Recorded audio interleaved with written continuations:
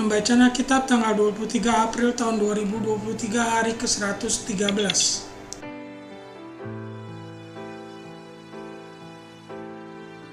Kisah Para Rasul pasal 2. Khotbah Petrus. Maka bangkitlah Petrus berdiri dengan ke-11 rasul itu, dan dengan suara nyaring ia berkata kepada mereka, "Hai kamu orang Yahudi dan kamu semua yang tinggal di Yerusalem, ketahuilah dan camkanlah perkataanku ini. Jadi seluruh kaum Israel harus tahu dengan pasti bahwa Allah telah membuat Yesus yang kamu salibkan itu menjadi Tuhan dan Kristus." Ketika mereka mendengar hal itu, hati mereka sangat terharu. Lalu mereka bertanya kepada Petrus dan rasul-rasul yang lain, "Apakah yang harus kami perbuat, saudara-saudara?" Jawab Petrus kepada mereka, "Bertobatlah, dan hendaklah kamu masing-masing memberi dirimu dibaptis dalam nama Yesus Kristus untuk pengampunan dosamu. Maka kamu akan menerima karunia Roh Kudus, sebab bagi kamulah janji itu, dan bagi anak-anakmu, dan bagi orang yang masih jauh, yaitu sebanyak yang akan dipanggil oleh Tuhan Allah kita." Dan dengan banyak perkataan lain lagi, ia memberi suatu kesaksian yang sungguh-sungguh, dan ia mengecam dan menasehati mereka. Katanya, "Berilah dirimu diselamatkan dari angkatan yang jahat ini."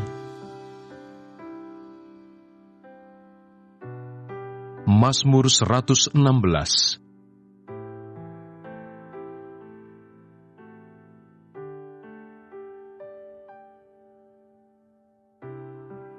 Terluput dari belenggu maut. Aku mengasihi Tuhan, sebab Ia mendengarkan suaraku dan permohonanku, sebab Ia menyendengkan telinganya kepadaku. Maka seumur hidupku, aku akan berseru kepadanya. Tali-tali maut telah meliliti aku, dan kegentaran terhadap dunia orang mati menimpa aku. Aku mengalami kesesakan dan kedukaan. Tetapi aku menyerukan nama Tuhan. Ya Tuhan, luputkanlah kiranya aku. Bagaimana akan kubalas kepada Tuhan segala kebajikannya kepadaku? Aku akan mengangkat piala keselamatan dan akan menyerukan nama Tuhan. Akan membayar nasarku kepada Tuhan di depan seluruh umatnya. Berharga di mata Tuhan kematian semua orang yang dikasihinya. Ya Tuhan, aku hambamu, anak dari hambamu perempuan. Engkau telah membuka ikatan-ikatanku. Aku akan mempersembahkan korban syukur kepadamu, dan akan menyerukan nama Tuhan. Akan membayar nasarku kepada Tuhan di depan seluruh umatnya, di pelataran rumah Tuhan, di tengah-tengahmu, ya Yerusalem. Haleluya. Surat Petrus yang pertama, 1 Petrus pasal 1.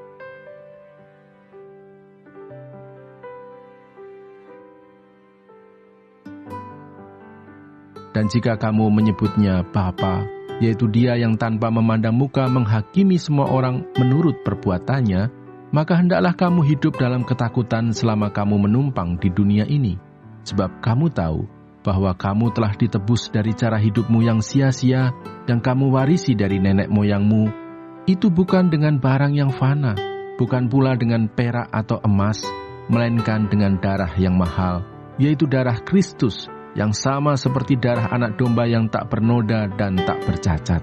Ia telah dipilih sebelum dunia dijadikan, tetapi karena kamu, Ia baru menyatakan dirinya pada zaman akhir. Oleh Dialah kamu percaya kepada Allah, yang telah membangkitkan Dia dari antara orang mati, dan yang telah memuliakannya, sehingga imanmu dan pengharapanmu tertuju kepada Allah. Karena kamu telah menyucikan dirimu oleh ketaatan kepada kebenaran, sehingga kamu dapat mengamalkan kasih persaudaraan yang tulus ikhlas. Hendaklah kamu bersungguh-sungguh saling mengasihi dengan segenap hatimu, karena kamu telah dilahirkan kembali, bukan dari benih yang fana, tetapi dari benih yang tidak fana, oleh firman Allah yang hidup dan yang kekal. Lukas pasal 24.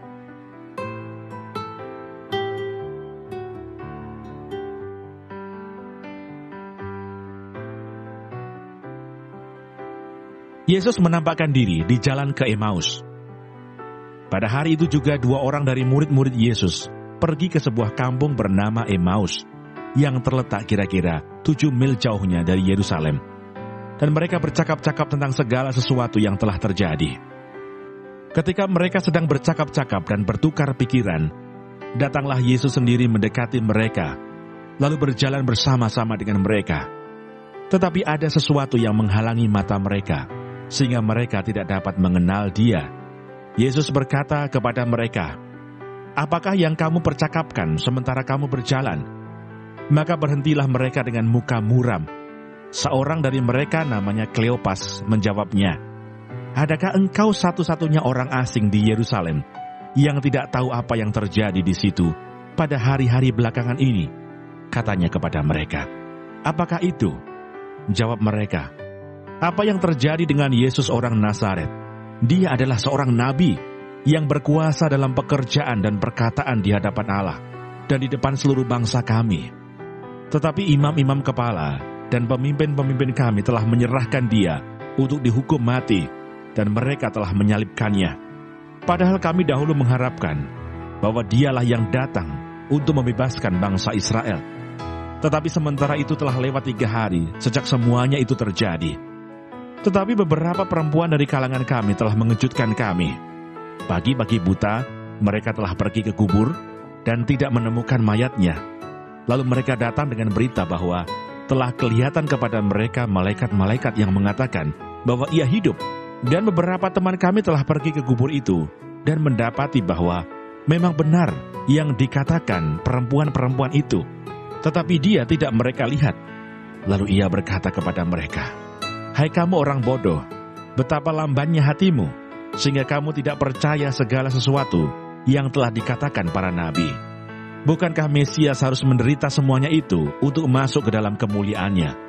Lalu ia menjelaskan kepada mereka apa yang tertulis tentang dia dalam seluruh kitab suci, mulai dari kitab-kitab Musa dan segala kitab nabi-nabi. Mereka mendekati kampung yang mereka tuju. Lalu ia berbuat seolah-olah hendak meneruskan perjalanannya. Tetapi mereka sangat mendesaknya, katanya, "Tinggallah bersama-sama dengan kami, sebab hari telah menjelang malam dan matahari hampir terbenam." Lalu masuklah ia untuk tinggal bersama-sama dengan mereka. Waktu ia duduk makan dengan mereka, ia mengambil roti, mengucap berkat, lalu memecah-mecahkannya dan memberikannya kepada mereka. Ketika itu terbukalah mata mereka, dan mereka pun mengenal dia. Tetapi ia lenyap dari tengah-tengah mereka. Kata mereka seorang kepada yang lain, "Bukankah hati kita berkobar-kobar ketika ia berbicara dengan kita di tengah jalan, dan ketika ia menerangkan kitab suci kepada kita?" Lalu bangunlah mereka dan terus kembali ke Yerusalem. Di situ mereka mendapati ke-11 murid itu. Mereka sedang berkumpul bersama-sama dengan teman-teman mereka. Kata mereka itu, "Sesungguhnya Tuhan telah bangkit dan telah menampakkan diri kepada Simon." Lalu kedua orang itu pun menceritakan apa yang terjadi di tengah jalan dan bagaimana mereka mengenal dia pada waktu ia memecah-mecahkan roti.